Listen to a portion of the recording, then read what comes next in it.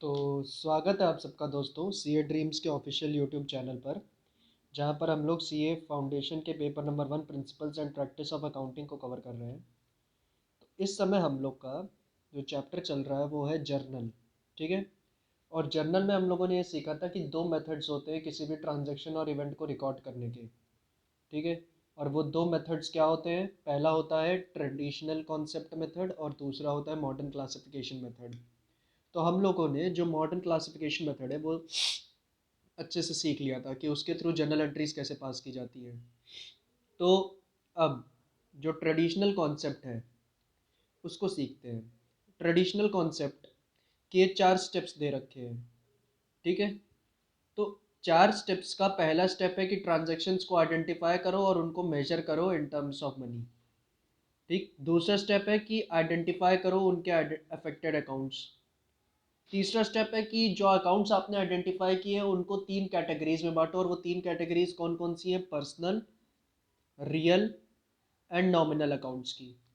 ठीक है। इन 3 कैटेगरीज में बांटो और फिर अप्रोप्रिएट जर्नल एंट्री के थ्रू उनको रिकॉर्ड कर लो। ठीक है। ट्रांजैक्शंस को। तो भाई मैं ये कह रहा हूँ,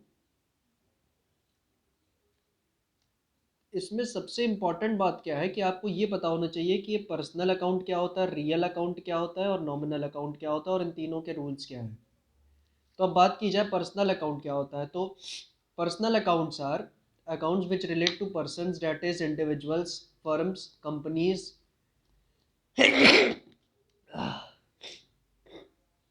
डेटर्स और क्रेडिटर्स। ठीक है, माफ़ी चाहेंगे। तो किसी पर्सन से रिलेट करने वाले अकाउंट्स को हम कहते हैं पर्सनल अकाउंट। ठीक है। तो किसी इंडिविजुअल का खाता हुआ तो उसको हम कहेंगे पर्सनल अकाउंट, किसी फर्म का खाता होगा तो उसको पर्सनल अकाउंट, कंपनी का होगा तो पर्सनल अकाउंट, डाटा क्रेडिटर के खाते वो पर्सनल अकाउंट है। ठीक है। एग्जाम्पल देख लीजिए, जैसे कि राम एंड कंपनी, कस्टमर यानी डेटर का खाता, सप्लायर यानी क्रेडिटर का खाता, यहाँ तक कि कैपिटल अकाउंट भी पर्सनल अकाउंट होता है क्योंकि वो भी किसी पर्सन से रिलेट करता है, यानी वो खाते जो किसी व्यक्ति से रिलेट करते हैं या ग्रुप ऑफ पर्सन से रिलेट करते हैं, पर्सन या ग्रुप ऑफ पर्सन से रिलेट करते हैं, वो आते हैं पर्सनल अकाउंट्स में। पर्सनल अकाउंट की 3 टाइप्स होती हैं दोस्तों, नेचुरल पर्सनल अकाउंट और आर्टिफिशियल पर्सनल अकाउंट। 3 टाइप्स होती हैं, पहला नेचुरल पर्सनल, दूसरा आर्टिफिशियल पर्सनल और तीसरा है representative personal account. Natural personal accounts में इंडिविजुअल्स के खाते आते हैं जो आम इंसान होते हैं, जैसे राम, श्याम, मोहन, सोहन। ठीक है। इन सब लोगों के खाते। आर्टिफिशियल पर्सनल अकाउंट में कॉरपोरेट बॉडीज़ या इंस्टीट्यूशंस के खाते आते हैं, जैसे कि कंपनी, कोऑपरेटिव सोसाइटी, ये सब लोग। ठीक है। फर्म्स, एलएलपी, ये सब भी। और रिप्रेजेंटेटिव पर्सनल अकाउंट में 4 चीज़ें आती हैं। ठीक है। 4 चीज़ें कौन कौन सी? पहला आउटस्टैंडिंग, दूसरा प्रीपेड, तीसरा अक्रूड और चौथा अनअर्न्ड। ठीक है। ये 4 चीज़ें आती है रिप्रेजेंटेटिव पर्सनल अकाउंट में। ठीक है दोस्तों। तो ये था आपका personal account. Natural personal account में क्या आते हैं एक बार रिवाइज कर लेते हैं। आम इंसानों के खाते जैसे राम, श्याम, सोहन, मोहन, ये सब लोगों के खाते। आर्टिफिशियल पर्सनल अकाउंट में क्या आता है? कॉरपोरेट बॉडीज़ या और इंस्टीट्यूशन वगैरह के खाते। ठीक है। रिप्रेजेंटेटिव पर्सनल अकाउंट में क्या आता है? आउटस्टैंडिंग, प्रीपेड, अक्रूड और अनअर्न्ड वगैरह के चीज़ें। ठीक है। तो अब बात की जाए कि हमें सर ये नहीं पता कि आउटस्टैंडिंग क्या होता है, प्रीपेड क्या होता है, अक्रूड क्या होता है, अनअर्न्ड क्या होता है। तो सुनो, आउटस्टैंडिंग का मतलब आउटस्टैंडिंग का मतलब होता है ड्यू बट नॉट आउटस्टैंडिंग का मतलब होता है ड्यू बट नॉट पेड। ठीक है। कोई ऐसा खर्चा जो ड्यू हो चुका है पर आपने अभी तक पे नहीं किया है। फॉर एग्जांपल, रेंट आपको देना था कितना? 12 महीने का, बट आपने एक्चुअल में दिया कितने महीने का? 11 महीने का। तो 11 महीने का रेंट आपने दे दिया है, तो 1 महीने का रेंट अभी नहीं दिया है, तो 1 महीने का रेंट क्या है? अभी ड्यू है, तो फ्यूचर में देना पड़ेगा, है ना। तो इसीलिए आउटस्टैंडिंग क्या है? ये एक लाइबिलिटी होती है। ठीक है। आउटस्टैंडिंग क्या है? एक लाइबिलिटी होती है। अब बात की जाए दूसरा जो था प्रीपेड। प्रीपेड जो होता है इसका मतलब होता है पेड इन एडवांस। आपने खर्चे को एडवांस में पे कर दिया। अब एडवांस में पे किया इसका क्या मतलब है, रेंट देना था 12 महीने का, लेकिन आपने एक्चुअल में पे कर दिया 14 महीने का। ठीक है, तो 12 महीने का ही तो इस साल का बनता है। 2 महीने का रेंट आपने कौन सा दे दिया, ये आपने नेक्स्ट ईयर का दे दिया है। ठीक है, नेक्स्ट ईयर का अभी दे दिया है, तो ये तो अगले साल का है ना, अभी दे दिया है तो इससे कोई फ़ायदा तो होगा नहीं। बस एक ही फ़ायदा मिलेगा कि अब आपने जो खर्चा पे किया है एक्स्ट्रा 2 महीने का, तो 2 महीने तक आप उस खर्चे के, जिस भी चीज़ के ऊपर वो खर्चा लगाया है आपने, उसके थ्रू आप बेनिफिट उठा सकते हो। ठीक है, उस चीज़ का। तो ये प्रीपेड क्या होता है, प्रीपेड इसीलिए आपका एक एसेट होता है। ठीक, अब बात की जाए तीसरी चीज़ की, यानी अक्रूड इनकम। अक्रूड क्या होता है दोस्तों? अक्रूड का मतलब ये होता है कि आपने इनकम अर्न कर ली है, इनकम अर्न कर ली है, पर अभी तक रिसीव नहीं हुई, but not received. Income earned but not received. तो इनकम आपने अर्न कर ली है पर अभी तक रिसीव नहीं हुई है, ऐसी इनकम को हम क्या कहते हैं, अक्रूड इनकम। तो मान लो आपको सैलरी की इनकम मिलनी चाहिए थी अपने बॉस से 12 महीने की, जबकि उसने दी कितने महीने की, सिर्फ 11 महीने की दी है। तो 1 महीने की अभी नहीं दी है ना, जबकि 1 महीने की आप उसको सर्विसेज दे चुके हो, तब भी उसने अभी 1 महीने की सैलरी नहीं दी, कह रहा है बाद में दे देंगे। तो 1 महीने की सैलरी क्या हो गई, अक्रूड हो गई। लेकिन आपका हक बनता है ना अपने बॉस से 1 महीने की सैलरी लेने का, तो इसीलिए अक्रूड क्या होगा, एक एसेट होगा। ठीक है, और लास्ट क्या है, लास्ट है दोस्तों अनअर्न्ड। अनअर्न्ड का मतलब होता है रिसीव्ड इन एडवांस, आपको इनकम एडवांस में रिसीव्ड हो गई।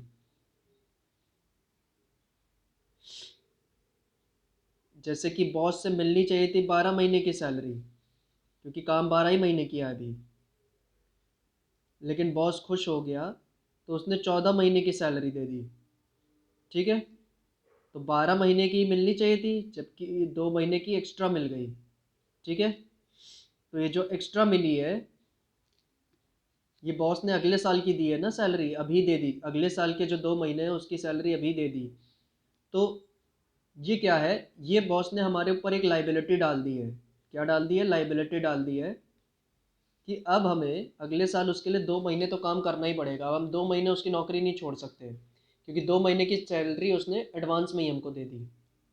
ठीक है, तो अब मैं शॉर्ट में कहना चाहूँ तो आउटस्टैंडिंग और अनअर्न्ड, ये दोनों क्या होते हैं, करंट लाइबिलिटी होते हैं। और प्रीपेड और अक्रूड, ये दोनों क्या होते हैं, करंट एसेट्स होते हैं। ठीक है, चलो आगे बात की जाए रियल अकाउंट्स। रियल अकाउंट्स क्या होते हैं, real accounts are the accounts which relate to tangible and intangible assets of the firm excluding debtors. ठीक है, तो रियल अकाउंट्स में आपके सारे टेंजिबल इंटेंजिबल एसेट्स शामिल होते हैं, सिर्फ दो एसेट्स को छोड़कर, बैंक और डेटर्स। बैंक और डेटर्स क्योंकि किसी पर्सन से रिलेट करते हैं, इसलिए उन्हें पर्सनल अकाउंट में रखा जाता है, ना कि रियल अकाउंट्स में। उसके अलावा बाकी जितने भी टेंजिबल इंटेंजिबल एसेट्स हैं सब के सब यहाँ आते हैं रियल अकाउंट में, जैसे कि कैश, बिल्डिंग, लैंड, मशीन, सब। ठीक है, अच्छा एक चीज़ तो रह गई, पर्सनल का जो रूल था वो क्या है। पर्सनल का रूल है दोस्तों, debit the receiver and credit the giver. ठीक है, जबकि रियल का रूल क्या है, रियल का रूल है debit what comes in, credit what goes out. ठीक है, अब बात की जाए नॉमिनल अकाउंट्स। नॉमिनल अकाउंट में चार चीज़ें आती हैं दोस्तों। पहला एक्सपेंस, दूसरा लॉसेस, तीसरा इनकम्स और चौथा गेन्स। चार चीज़ें आती हैं नॉमिनल अकाउंट में, एक्सपेंस, लॉस, इनकम और गेन्स।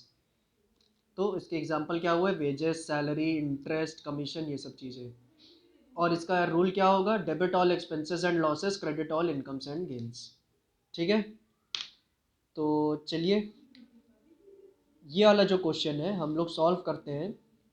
ये जो रूल्स है आपके, ट्रेडिशनल के उसके हिसाब से इस क्वेश्चन को सॉल्व करते हैं। ठीक है, तो चलिए दोस्तों सॉल्व करते हैं। तो सबसे पहले क्या ज़रूरी होगा, यहाँ पे आपको फॉर्मेट बनाना पड़ेगा। अगर आपको जर्नल का क्वेश्चन एग्ज़ाम में सॉल्व करना है तो जर्नल का एक फॉर्मेट बनाना पड़ेगा। तो मैं 1 सेकंड के लिए वीडियो पॉज कर रहा हूँ और जर्नल का पहले फॉर्मेट ड्रॉ कर लेता हूँ। ठीक है, तो ये रहा दोस्तों फॉर्मेट। तो ये जो ट्रांजैक्शन दिए ये रमेश वाले नाम के एक इंसान के हैं ना, तो हमने यहाँ सबसे पहले लिखा in the books of Ramesh. ठीक है, और उसके बाद डाला जर्नल एंट्रीज और ये एक डब्बा बना लिया। इस डब्बे में सबसे पहला कॉलम है डेट का, दूसरा कॉलम है पर्टिकुलर्स का, तीसरा ये छोटा सा कॉलम है लेजर फोलियो का जो किसी काम का नहीं होता, इसमें हम कुछ एंट्री नहीं करते। चौथा कॉलम है डेबिट और उसमें रुपीज़ लिखा है, और पांचवा कॉलम है क्रेडिट और उसमें रुपीज़ लिखा है। ठीक है, ये फॉर्मेट के थ्रू ही आपको जर्नल एंट्रीज अपने एग्जाम में करके आनी है। ठीक, तो अब देखते हैं काम कैसे करना है हमें। 2020 अप्रैल 1 का क्या ट्रांजैक्शन दे रखा है, Ramesh started business with cash 50,000 रुपये एंड चेक 1 लाख रुपये। तो आपने बिजनेस स्टार्ट किया है और कैश और चेक लिया है। कैश यानी 50,000 रुपये और चेक यानी बैंक में पैसा लिया 1 लाख रुपये। तो कैश जो है वो आपका रियल अकाउंट है, और रियल अकाउंट का रूल कहता है डेबिट व्हाट कम्स इन। तो कैश आपके पास आ रही है तो इसको कैश अकाउंट को क्या कर लीजिए, डेबिट कर लीजिए, क्योंकि debit what comes in, cash account debit. ठीक है, बैंक भी आपके पास आया है 1 लाख रुपए का, तो आपने एक चेक रिसीव किया है, और बैंक क्योंकि पर्सनल अकाउंट है, पर्सनल का रूल कहता है डेबिट द रिसीवर, तो आपने रिसीव किया है पैसा तो डेबिट कर लीजिए बैंक अकाउंट को, और क्रेडिट कर दीजिए कैपिटल अकाउंट को, क्योंकि ये सारे पैसे बिजनेसमैन ने दिए हैं, बिजनेसमैन इज द गिवर। तो पर्सनल का रूल क्या कहता है, क्रेडिट द गिवर। कैपिटल क्या है आपका, कैपिटल आपका पर्सनल अकाउंट है, बीइंग कैपिटल कंट्रीब्यूटेड।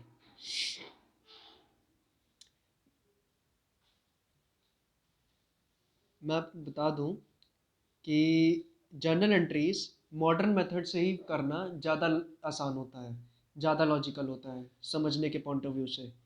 ट्रेडिशनल वाला पुराना मेथड है, बेकार सा मेथड है, इसलिए इतना वो ये लेजर पोस्टिंग्स वगैरह में, फाइनल अकाउंट्स में हेल्प करता है, बट जर्नल एंट्री करने के लिए ये इतना हेल्पफुल नहीं है।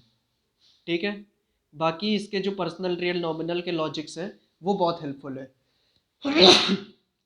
सॉरी, बट जर्नल एंट्री अगर आपको करनी है तो उसके लिए ये हेल्पफुल नहीं है इतना जितना मॉडर्न होता है।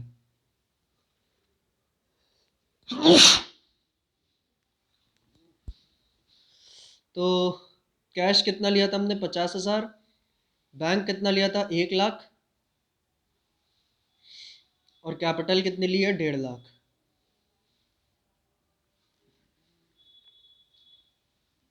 चलो नेक्स्ट है अप्रैल 1 को ही अगला ट्रांजैक्शन, वो क्या है, paid for repairs of premises. हमने प्रेमाइसेस के रिपेयर्स करवाए हैं। ठीक है, तो प्रेमाइसेस के रिपेयर्स करवाए हैं, तो आप जानते हो कैपिटल एंड रेवेन्यू में आपने पढ़ा था प्रेमाइसेस क्या है, फिक्स्ड एसेट है।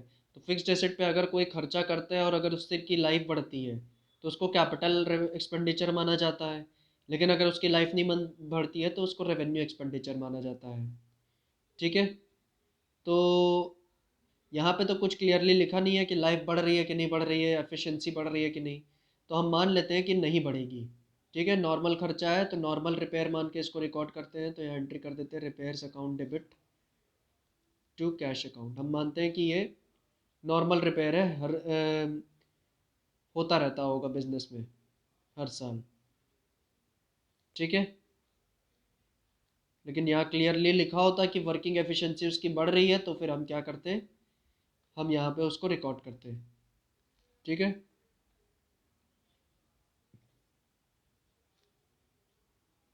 Being repairs charges paid for premises।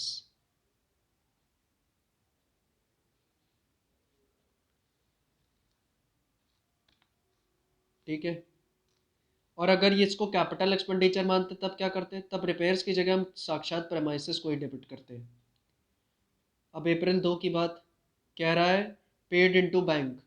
ठीक है, क्या कह रहा है, पेड इनटू बैंक कितना रुपया, 5,000 रुपया। तो इसकी एंट्री क्या होगी, इसकी एंट्री क्या होगी कि बैंक रिसीवर है, तो बैंक डेबिट द रिसीवर कर लो उसको, बैंक अकाउंट डेबिट। और कैश आपके पास से जा रही है तो क्रेडिट व्हाट गोज आउट, इसको कैश को क्रेडिट कर दो, कितना, 5,000 रुपये। ठीक है, चलो।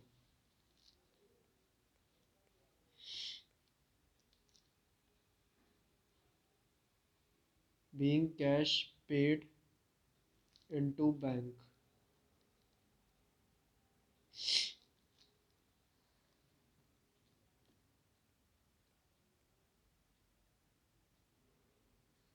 Bot goods for cash April 3।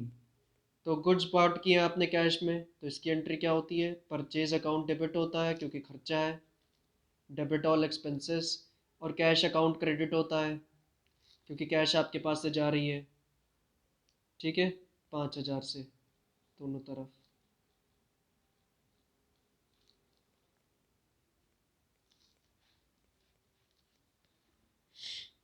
Being goods purchased for cash.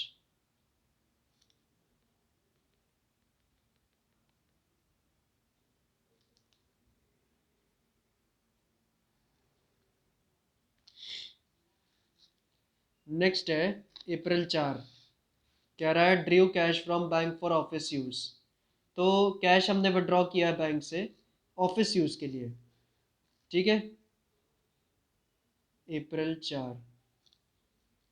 तो ऑफिस यूज़ के लिए विड्रॉ किया है तो आपके पास नगद कैश आ गया होगा, तो कैश अकाउंट डेबिट कर लो।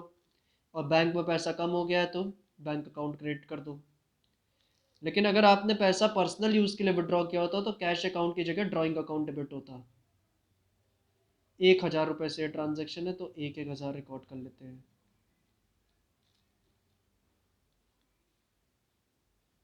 Being cash withdrawn for office use.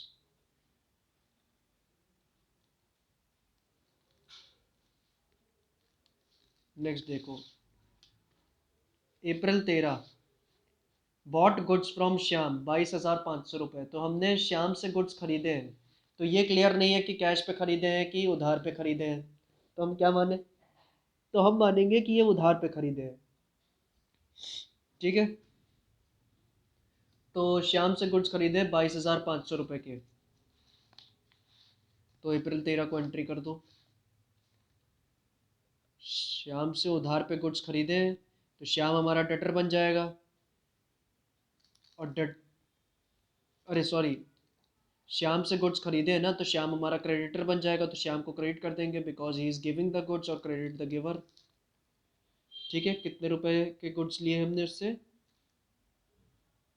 22,500। और गुड्स खरीदे हैं तो परचेज अकाउंट डेबिट क्योंकि परचेज डेबिट ऑल एक्सपेंसेस 22,500। ठीक है, चलो।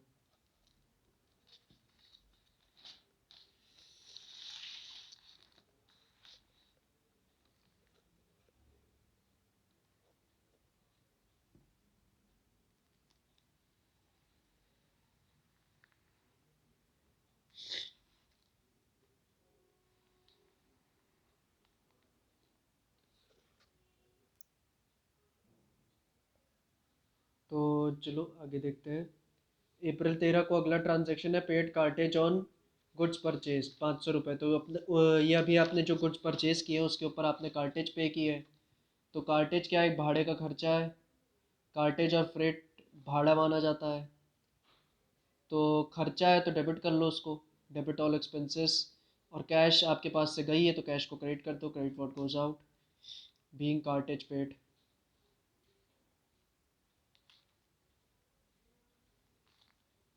500, 500।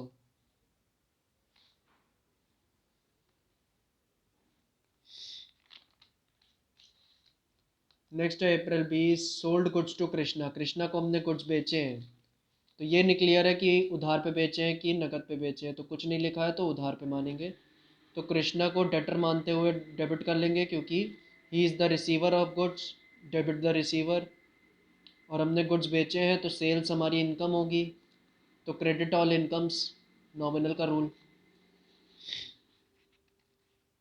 ठीक है, 15,000 रुपये के हैं तो 15,000 रुपये क्रेडिट, डेबिट क्रेडिट कर दो।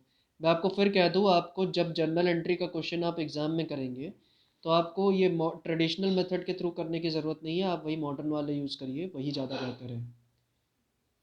Being goods sold to Krishna. ठीक है, चलिए दोस्तों, तो ये 20 तक हो गए, अप्रैल 20 तक। अब यहाँ पे जितने बचे हैं 24, 28, 29, 30, और ये जो बचे हैं अप्रैल 30 के, ये तीनों। तो इन तीनों, ये 7 की आप एंट्रीज पास करिए। मैं भी 1 सेकंड के लिए पॉज करता हूँ और फिर आंसर टैली करते हैं। तो ये देखिए दोस्तों, टैली कर लीजिए। और अप्रैल 24 और 28 की तो काफ़ी आसान है। 29 वाले का ट्रांजैक्शन है कि ऑर्डर प्लेस किया है हमने दारू वाला एंड कंपनी के पास। ठीक है, तो ऑर्डर प्लेस करने के केस में ना ही कैश आ रहा है ना ही कैश जा रहा है, इसलिए कोई एंट्री नहीं होगी। बाकी अप्रैल 30 की भी जो तीनों एंट्रीज़ हैं वो भी काफ़ी इजी है, तो मेरे ख्याल से आपने कर ली होंगी। तो इतना ही था दोस्तों इस वीडियो के लिए। चैनल को सब्सक्राइब कर दीजिएगा और वीडियो को लाइक एंड शेयर कर दीजिएगा। धन्यवाद।